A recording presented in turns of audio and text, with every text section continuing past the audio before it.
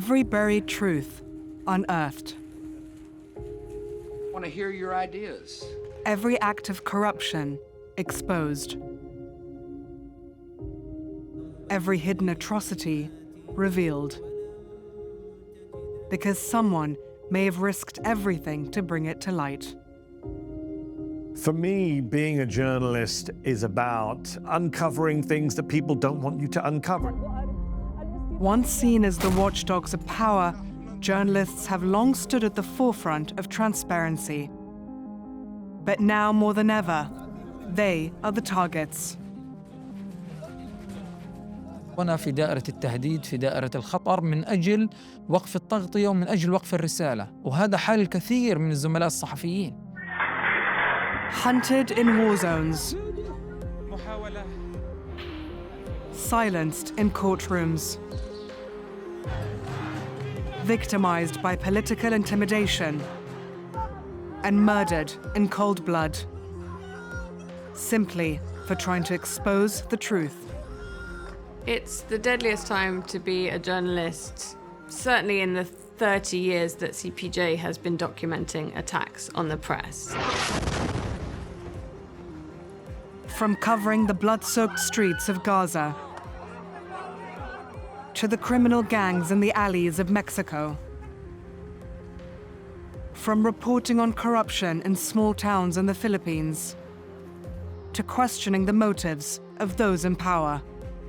Journalists often risk their lives and at times even the safety of their families.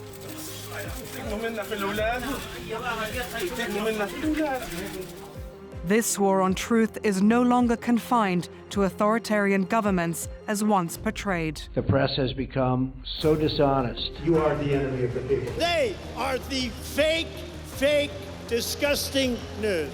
At the very heart of so-called Western democracies, often peddled as bastions of freedom, press independence is under assault. About a free press. And freedom of expression suffocated. When democratic countries backslide, that's when we need to become really alarmed. Yet despite this attempt at censorship, there is still courage, resilience, and an unwavering determination to reveal the truth.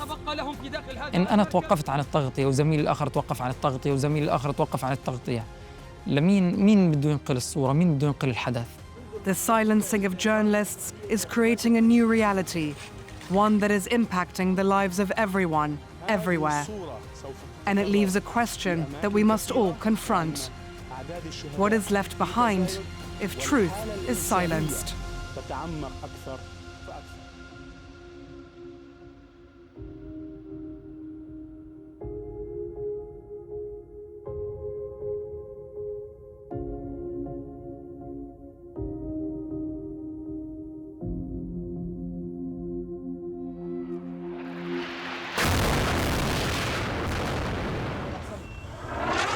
In Gaza, truth is a target.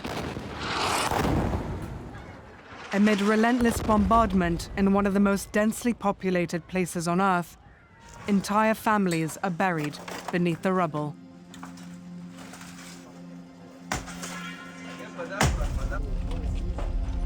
People trapped between siege and strike.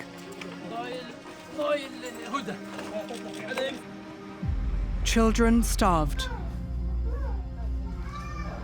Hospitals overflow. But even in these most perilous times, there are those who risk their lives to document the devastation. These are the Palestinian journalists of Gaza, brave, unarmed, determined. And they are being killed.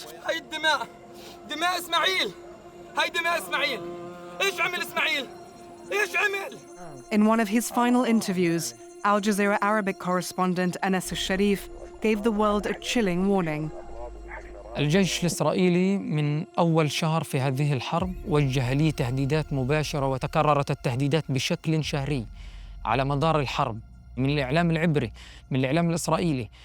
رسائلهم تقول: يا أنس الشريف، سنقتلك وإلا توقف عن التغطية، سنقتلك، توقف عن التغطية في غزة.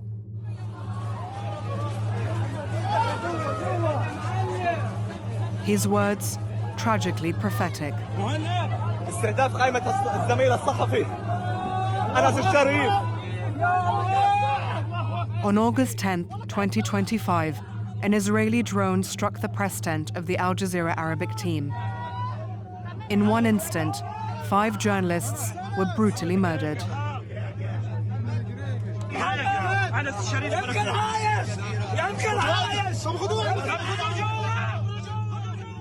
Anas al-Sharif, Muhammad Grega, Ibrahim Zahir, Muhammad Nofal, and Mu'min Aliwa.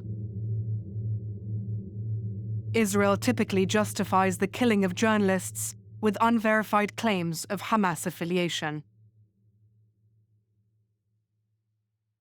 Israel has admitted it was targeting Anas al-Sharif, whom it claims without providing credible evidence that we have not been able to verify independently that he was a terrorist, but they have offered no explanation for why it killed the 5 other journalists who were in the tent alongside Anas al-Sharif. And journalists are civilians, and to deliberately target civilians during a war is a war crime. The reality is that Israel not only kills Palestinian journalists, but then, adds insult to injury by suggesting they weren't journalists, they were Hamas terrorists. And you've had Israeli military spokespersons saying quite openly that just because you wear a journalist vest doesn't mean you're not a terrorist. And that's the kind of language they've used even before Gaza. In 2022, Shireen Abu Akleh, a veteran Al Jazeera correspondent, was shot and killed while reporting from Jenin in the occupied West Bank. She was wearing the unmistakable blue flak jacket, clearly marked press.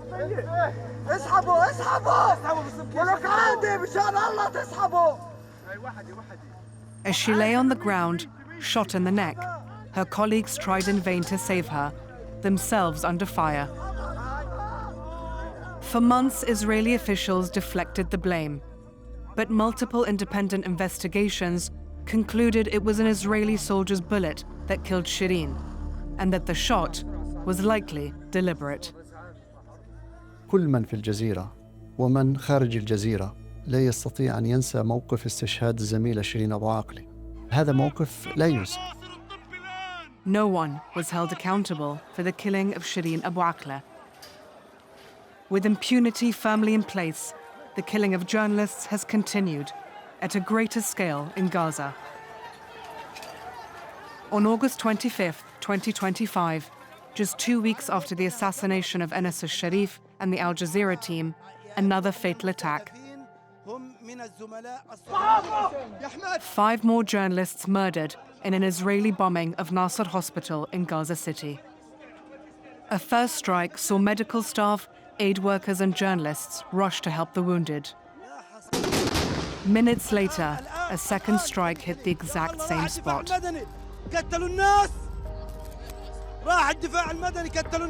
At least 21 people were killed, among them Mohammed Salama of Al Jazeera.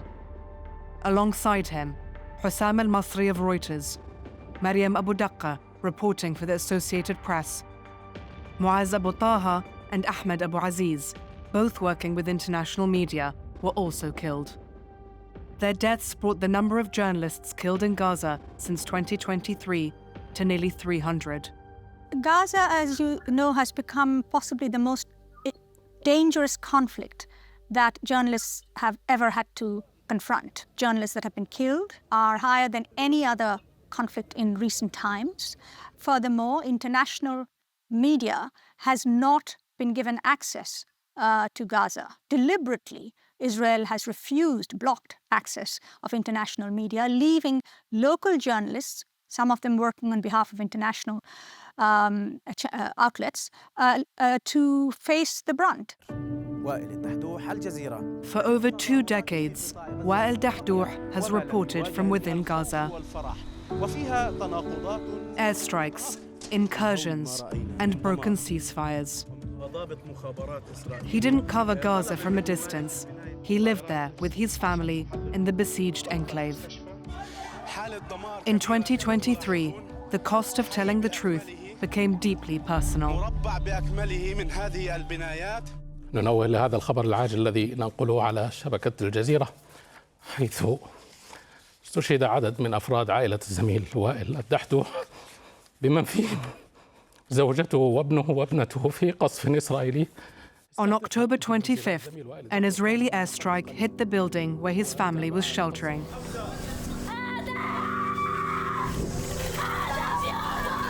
In an instant, Wael's wife, teenage son Mahmoud, 7-year-old daughter Sham, and infant grandson Adam were killed.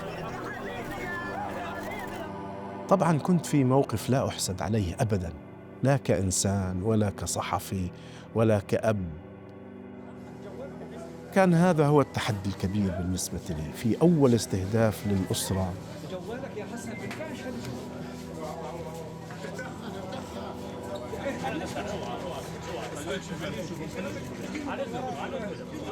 These haunting images of Wael arriving at the hospital, still in his press vest, were broadcast across the world. A man who had documented loss for decades was now facing his own.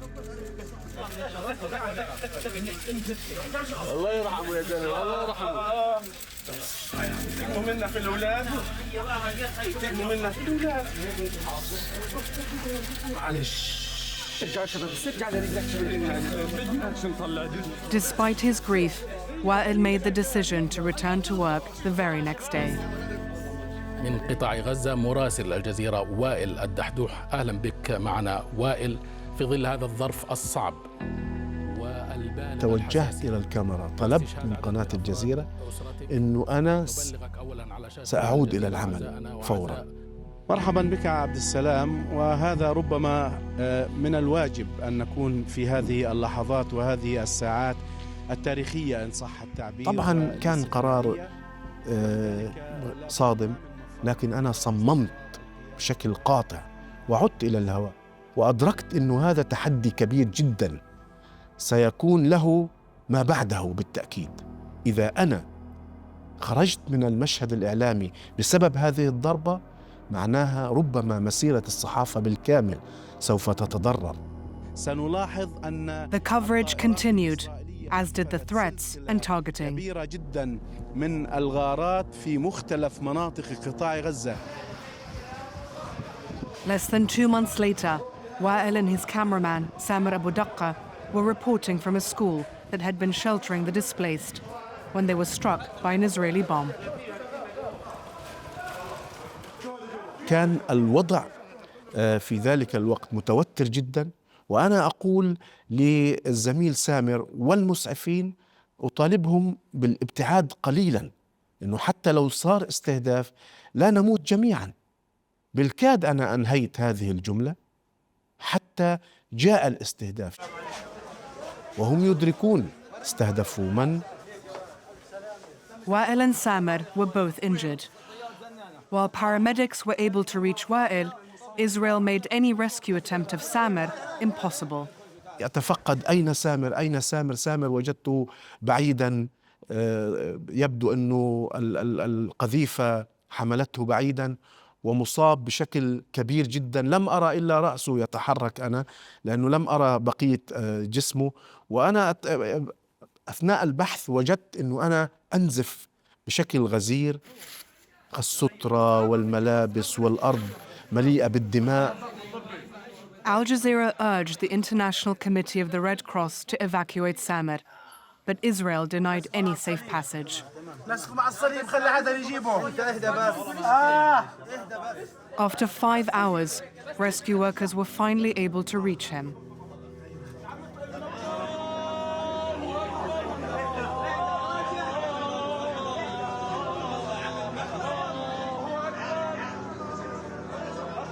It was too late. Samer Abu Daqqa had bled to death.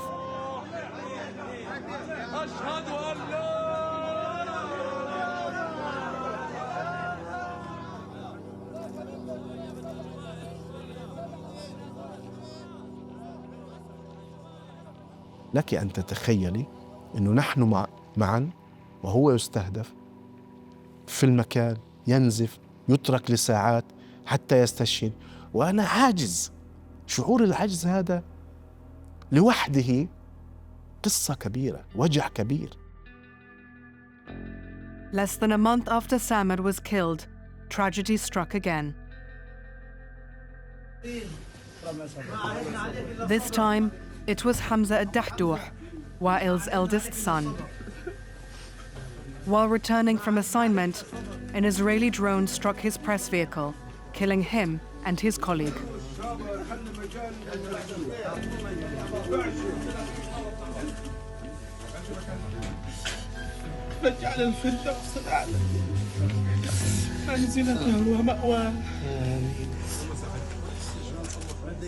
يبدو أن الاحتلال الإسرائيلي كان يريد ألم بالنسبة لي هو الأصعب. يعني عندما يستهدف كل هذه الاستهدافات ويمعن في هذه الاستهدافات، بالتأكيد كان أكيد يعني هذا ثمن موجع جدا ومؤلم جدا. In Gaza, the deliberate targeting and killing of journalists and their families is not a story unique to Wael Al-Dahdouh. It is a shared tragedy. Before his own assassination, Anas al-Sharif's father was killed in an airstrike on their family home. He would later bury his colleagues, Ismail al-Ghul and Rami al-Rifi, after a targeted Israeli attack on their marked press vehicle. Ahmed al-Louh, an Al Jazeera cameraman, killed while on assignment. Then Hussam Shabat, just 23 years old, again killed while inside a marked press car. These names among the hundreds of journalists who were killed in Gaza since 2023.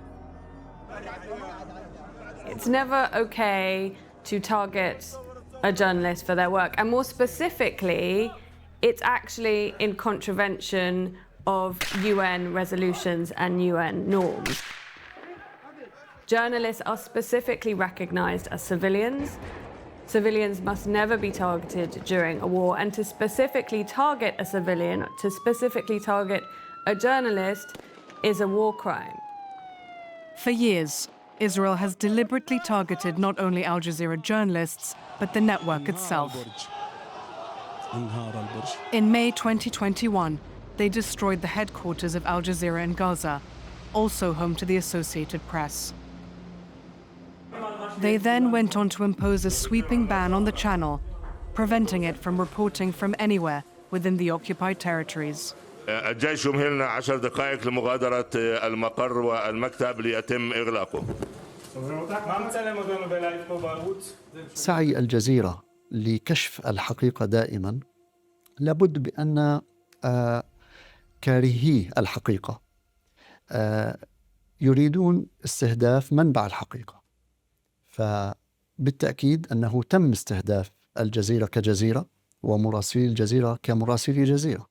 Al Jazeera offers a different view of the world to that presented by some of the older news organizations. And that has felt threatening to governments, to the US government, to the British government for decades. And I think that mistrust, which has been voiced very vocally by political leaders, created this sense that Al Jazeera was not to be trusted and therefore was fair game. Surprisingly, while journalists in Gaza risked and often lost their lives to report the truth, much of Western media too often chose silence, turning a blind eye to the mounting toll among their own. The mass killing of Palestinian journalists in Gaza is one of the great crimes of our time. And what's made it so much worse is that Western journalists have not spoken out. Not across the board, not systematically. A few here and there. But in general, there has not been an outrage from their peers, from their colleagues here in the West. For the BBC to just ignore these people, to treat them as if they hardly exist, it is very troubling. Whereas, of course, they listen to, they humanize the Israeli side. Please, Martin, we need to agree on the terminology here. You call the Israeli side hostages, and you call our side, the Palestinians, prisoners. Can we just be quite clear that genocide is not what's happening here? You do have to acknowledge the barbarity, the brutality of the attack on Israelis in southern Israel by Hamas before this can move forwards. Oh, God. I mean, I can't believe I'm hearing the same thing over and over again. This is a preoccupation with the Western media. By choosing to align with Israel, much of Western media played a pivotal role in controlling Israel's narrative. Prime Minister Netanyahu, thank you for joining us. To begin, one side following the rules of conflict in this one, and it's not the terrorists who started it. Amplifying one side while silencing the other. Oh my God, for the love of God, let me finish a sentence, man. Maybe you're not used to women talking. I don't know. It was a strategy that has helped Israel to act with impunity and proved remarkably effective in shaping the perception of the war. The Israeli strategy has been keep out international media and kill the Palestinian journalists who are reporting from inside of Gaza. It's a double whammy of silencing, and it's done deliberately. The consequence of such influence is far-reaching. Israel not only managed to shape how its own military actions are portrayed, but has also set a chilling precedent for other nations.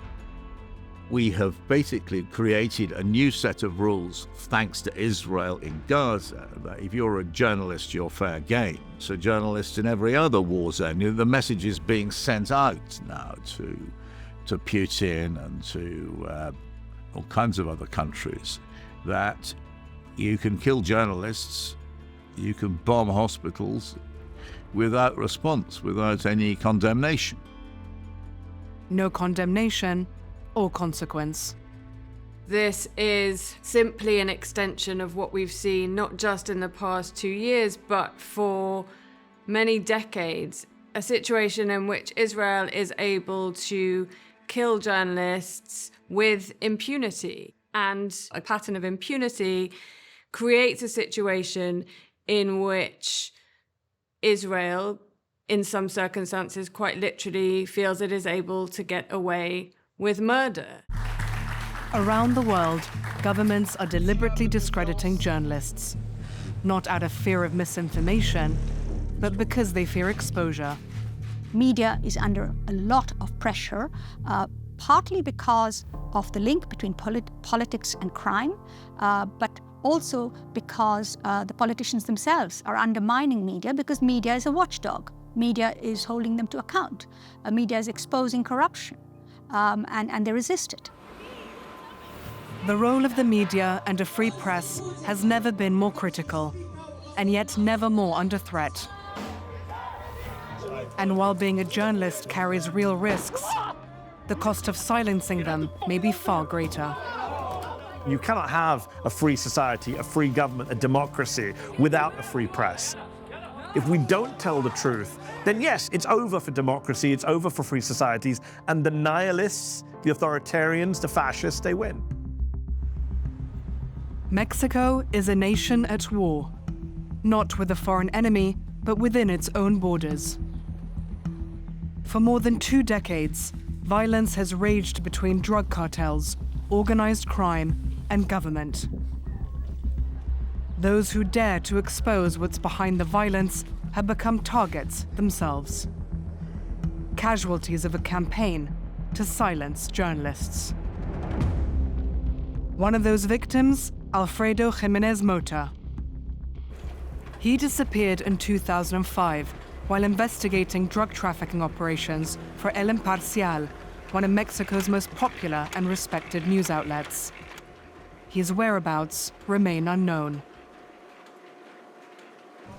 Mexico is thought to have the highest number of disappeared journalists in the world. Exactly how many, no one knows. Mexico is one of the most dangerous places, if not the most dangerous place, to be a journalist outside a war zone.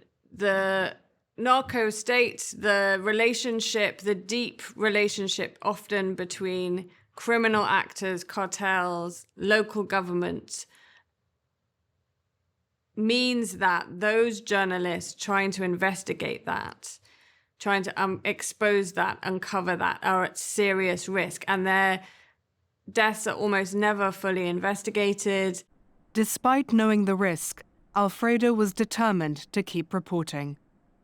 Su orgullo era decir que tenía todo el profesionalismo que necesitaba un periódico, porque él no ocultaba nada, él escribía lo que él veía, lo que él le nacía.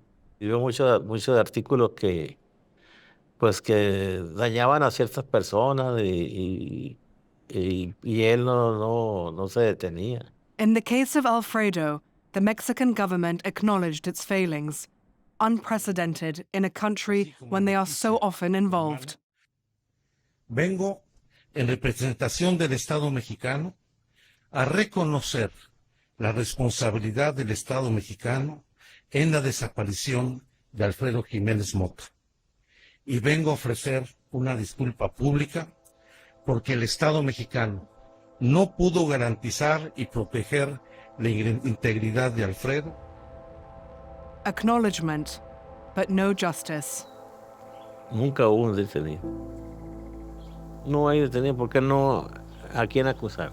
Eran puras versiones, hipótesis. El actor intelectual, ¿quién fue? ¿Quién sabe? Justicia con quién, pues no sabemos quién fue. Y si los que fueron lo hicieron ya no existen. Porque por decir así, la mayoría ya no están dentro en este mundo. Ya los mataron o ya se murieron. Nuestro tiempo ya se está acabando, ya son muchos años de la ausencia de Alfredo, de la desaparición. Porque son 20 años, muchos años ya. Llegamos para 21 y lo único ya que nos queda es no morirnos sin saber lo que sucedió verdaderamente conmigo. O cuando menos saber dónde está. Ya no nos queda otra. Así es. Without justice, there is little incentive to bring an end to the cycle of violence. Yo soy Araceli Zelaya, tengo 50 años y soy periodista en esta región de la parte noroeste de México. Vamos a ir a esa zona si tienen puntos ustedes de referencia. Ya ves que de forma anónima ustedes les están diciendo constantemente. ¿Desde cuándo está desaparecido su hijo? De este año. ¿Cómo se llama? Araceli searches for the disappeared of Mexico, investigating and reporting on the thousands who have vanished across the country. But her pursuit for answers has come at a cost. Me han amenazado muchas veces. Estoy hablando de 15, 20 veces. Yo creo que la más grotesca y la más fuerte que he sufrido, que me pusieron un arma en la frente, ¿no? Y que intentaban privarme de la libertad. Not a single case of disappeared journalists in Mexico has resulted in a conviction. And impunity for crimes against the press has become the rule, not the exception. There are very, very high levels of impunity. And what that's led to in Mexico is what are called zones of silence, where people are too frightened simply to operate. So information about what's happening, what's really happening in those places is non-existent, is not getting out, is not being publicized, because to highlight it, to expose it is simply too dangerous.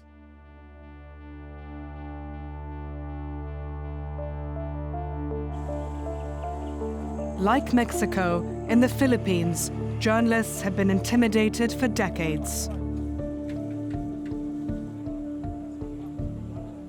Former President Rodrigo Duterte took great pride in using these tactics against anyone who criticized or challenged him or his policies.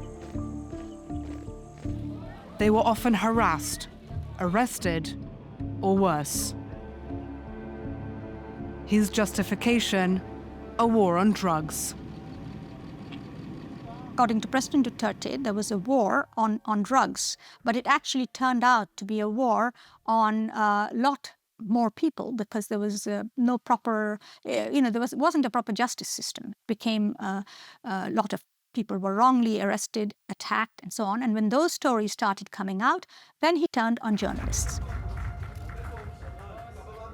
Just because you are a journalist, you are not exempted from assassination. If you're a son of a... In Duterte's 6-year rule, an estimated 20 journalists were killed and reporters faced relentless online abuse and legal threats. The most prominent among them was Maria Ressa, who became a global symbol of this crackdown.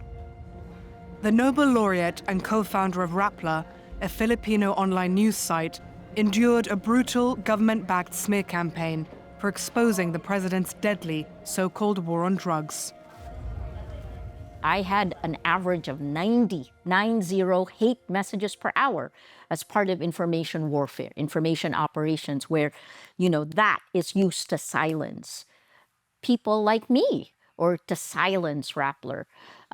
So there are many, many ways to silence journalism. And the way that hasn't been said often enough is when the business of journalism dies, you have no journalism. Duterte also utilized the legal system in an attempt to silence Maria, turning courts into tools of intimidation against press freedom. Maria Ressa, who had so many charges brought against her that had she been convicted, she would have been in prison for 100 years. Even now, although the regime has changed, there's a new administration in place, she still has a few cases against her. When governments weaponize the law to intimidate journalists, the consequences can be devastating. Stories are often buried beneath legal threats. That's enough. That's enough. That's enough. And freedom replaced by fear, an effective tactic used by those in power to control the narrative.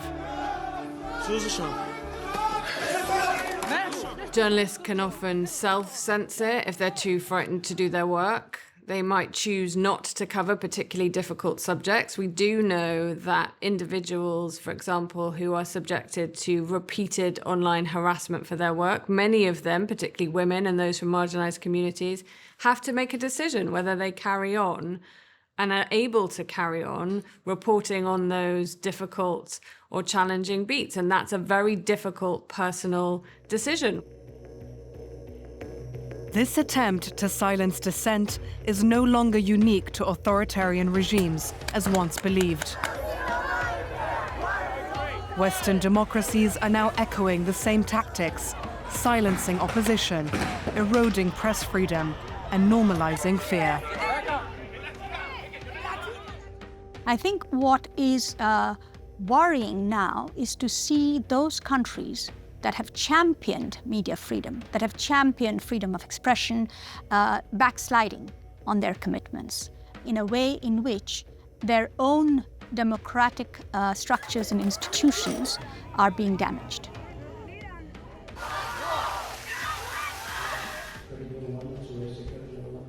This trend has been particularly evident in the United States under Donald Trump's presidency.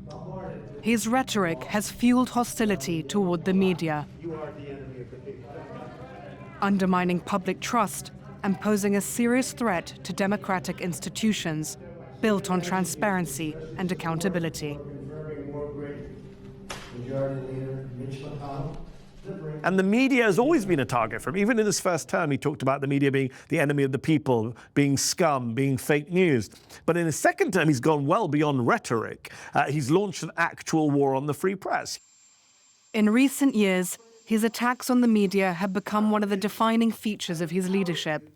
And freedom of the press is facing one of the most troubling times in history. He has defunded independent media like NPR and PBS. He's done lawfare. He's used the courts to go after ABC and CBS with frivolous lawsuits, which he's forced them to settle with him. They've paid him $15 and $16 million, ABC and CBS, over lawsuits he had no business bringing. He has banned, as you say, he's banned the Associated Press from White House events because they use the phrase Gulf of Mexico, not Gulf of America, i.e. they use the actual truthful description. So he has used many techniques to intimidate the media, bully the media, smear journalists. One case that sent a chilling warning to journalists in the US was the arrest and deportation of Mario Guevara. Officer, I'm a member of the media, officer. Okay. A respected journalist who had lived in the US for 20 years, Guevara reported relentlessly on immigration, a story he lived himself as a native of El Salvador. After covering a protest against the Trump administration in Georgia, he was arrested and held for more than 100 days by Immigration and Customs Enforcement, or ICE. You were warned multiple times not to get in the road. But I didn't. That's why you're being arrested. Though all charges were dropped, he was labeled a threat to law enforcement.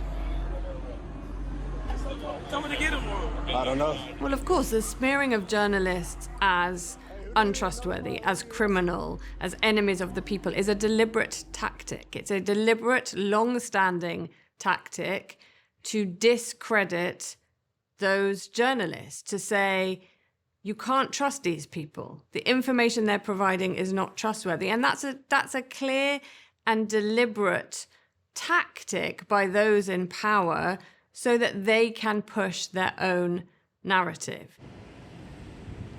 On October 3rd, 2025, Mario Guevara was deported to El Salvador, unable to even say goodbye to his wife and children. Human rights groups condemned his deportation as a violation of press freedom and a retaliation against his work. This from a nation that has long seen itself as a beacon of democracy. We've seen increased use of the courts to go after independent reporting. We've seen use of the regulator to go after independent reporting. We've seen individuals taken off the streets in America and deported with no real due process. So it's not hyperbole to say the threats to journalists are an indicator of rising authoritarianism. It's here. It's already happening. One of the main targets of this authoritarianism is the media. They now control the White House press pool. The Wall Street Journal ran a story about his relationship with Jeffrey Epstein. The White House responded by excluding the Wall Street Journal from the White House press pool. So they are using their power to punish journalists and media organizations they do not like, who are going against them, who are reporting things they do not want reported. It is a very, very worrying time for American democracy and the American media. So this is a historic day, never before of so many online journalists and influencers, and that's exactly what you are. You're journalists and you're influencers. Trump's efforts to control the message have gone beyond his simple dismissal of any challenge as fake news and discrediting journalists. It has become a calculated campaign to dominate the narrative, controlling the message through social media, and it has proved remarkably successful. Possibly we wouldn't be here right now. I asked somebody, what do you think I'd do without social media? Would I be here? Because I said, I think so. But they weren't so sure. The distribution of news today is largely from social media, right? And social media, by design, does not prioritize facts. In fact, it doesn't care about facts. It is often said falsehoods travel faster than facts, and governments the world over are weaponizing misinformation for their own political gain. If we do not ensure integrity, information integrity, you cannot ensure journalism. And if you have no journalism, you have no checks and balance against the rise of dictatorships or fascism, right? This goes hand in hand. They're not separate. In the US, many in the press continue to try to hold Trump to account, but he has proven skillful at dodging scrutiny.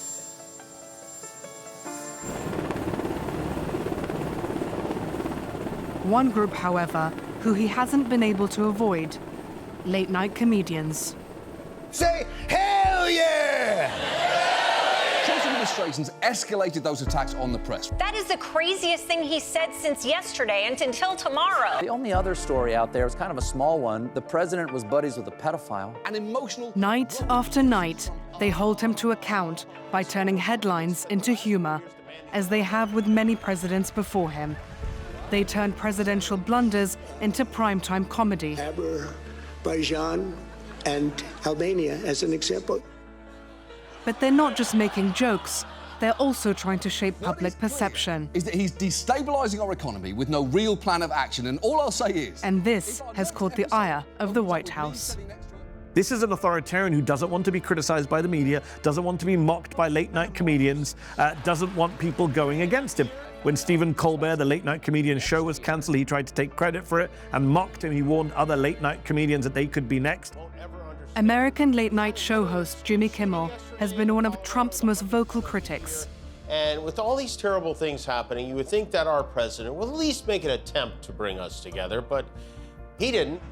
Behind the scenes, the White House allegedly pressured ABC network executives to rein Kimmel in, but the comedian continued. After commenting on the assassination of right-wing political commentator and Trump supporter Charlie Kirk, ABC and two large station owners pulled the show. Trump, thrilled at the news, took to social media to congratulate the network for its brave decision, urging other networks to follow suit. From Hollywood, it's Jimmy Kimmel Live. Kimmel was reinstated a week later, but the warning was clear. Criticize Trump, and the administration can come for you.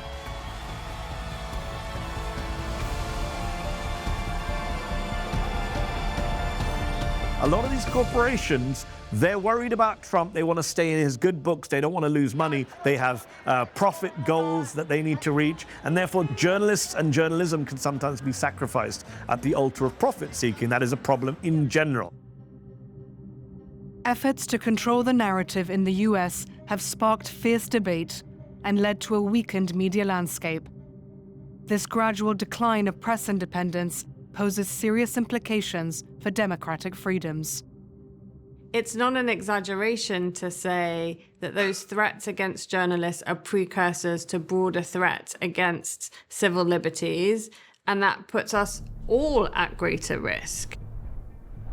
But in a place where civil liberties have been extinguished by an occupation, the role of journalists takes on a different urgency.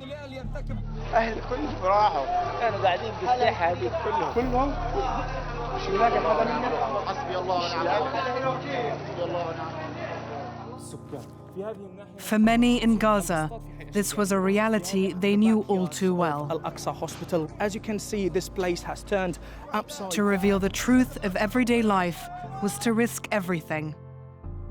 5 of his family members are still under the rubble. It was the only way to keep their story alive. And it was this reporting that had a significant impact on public awareness. What is happening in Gaza is having a profound impact around the world on public opinion, on people. We've seen people protesting against the Israeli action.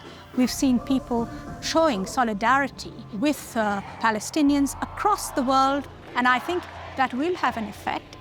It may not have the full effect until and unless the most powerful country in the world, the United States, decides enough is enough.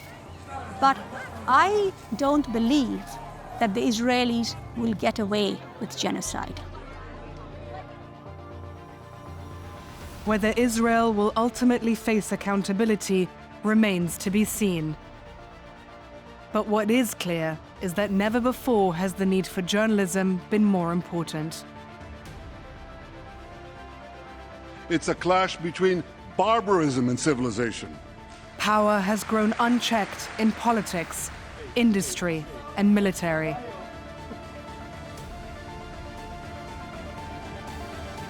It's a clash between those who glorify death and those who sanctify life.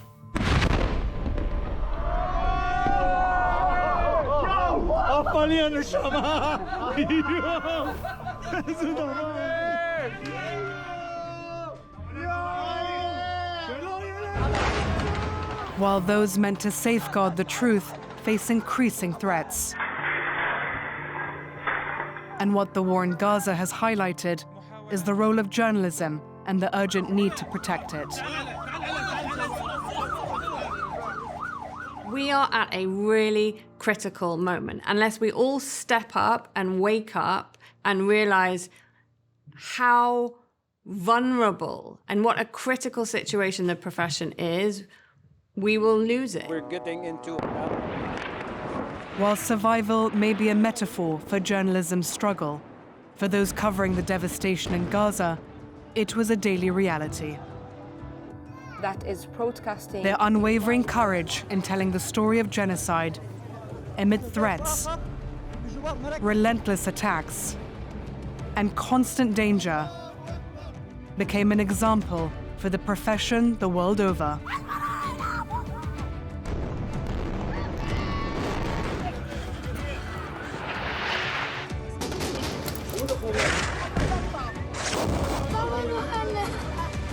And while hundreds did not survive, the stories they documented will endure for decades to come.